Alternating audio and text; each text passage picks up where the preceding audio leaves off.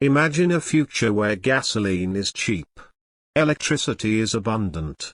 Artificial intelligence runs entire cities. Robots deliver food. Self-driving vehicles dominate the roads. But there is one thing money can't buy. Water. Not luxury water. Not imported water. Just clean water. The kind that comes out of your kitchen tap. The kind you never think about until it's gone. Because while the world spent the last century fighting over oil, the next century may be fought over something far more important. The right to drink. This is the story of the coming water wars. For most people, water feels infinite. Open a tap. Fill a glass. Take a shower.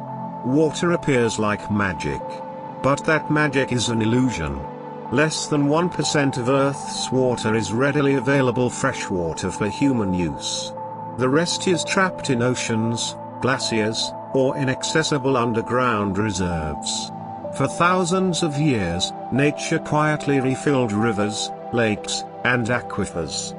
Then humanity arrived with modern agriculture, industrialization, and a population of over 8 billion people.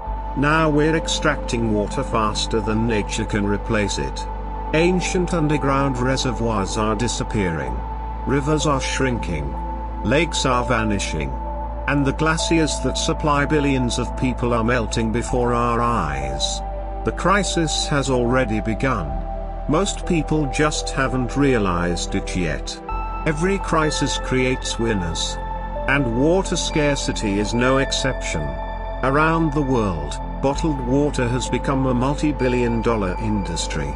In many communities, people no longer trust the water flowing from their taps. Sometimes because of contamination. Sometimes because of poor infrastructure. Sometimes because governments failed to maintain public systems. When trust disappears, dependence begins. Water that once belonged to everyone becomes a product. Pumped from underground. Packaged in plastic. Branded. Marketed. Sold back to the public. At prices thousands of times higher than the cost of extraction. Critics argue that some corporations have extracted vast amounts of groundwater from water-stressed regions while local communities struggle with shortages. Whether intentional or not, a troubling question emerges. When public water fails, who benefits? And what happens when survival itself becomes a business? Not all water disappears. Some of it becomes unusable. A river can look beautiful, crystal clear, flowing endlessly, yet be poisoned beneath the surface. Industrial waste, mining runoff, agricultural chemicals, untreated sewage, heavy metals, microplastics. For decades, industries around the world have been accused of releasing harmful pollutants into nearby lakes and rivers. The modern world is powered by invisible factories. They process information. Data centers. Massive buildings filled with computers. But there is a hidden cost. Enormous amounts of heat. For cooling them requires lots of water. Should machines consume millions of liters of fresh water while humans face shortages? The future may witness a new kind of conflict. Not humans versus humans. Humans versus machines competing for the same resource. Parts of the Middle East, North Africa, South Asia. Many depend heavily on groundwater that accumulated over thousands of years. Once depleted, it may never fully recover. Climate change, rainfall patterns, heat waves, droughts are accelerating the problem. The result could be one of the largest migrations in human history. Not refugees fleeing war, but refugees fleeing thirst. Imagine millions crossing borders searching for something most people take for granted, a glass of clean water. As some countries lose water, others possess enormous reserves. For example, Russia contains some of the world's largest freshwater resources. At the center of this abundance lies Lake Baikal. A lake so vast that it contains roughly 1/5 of the world's unfrozen surface freshwater. Today, it's a natural wonder. Tomorrow, it could become a geopolitical asset. The same way oil-rich nations shaped global politics in the 20th century.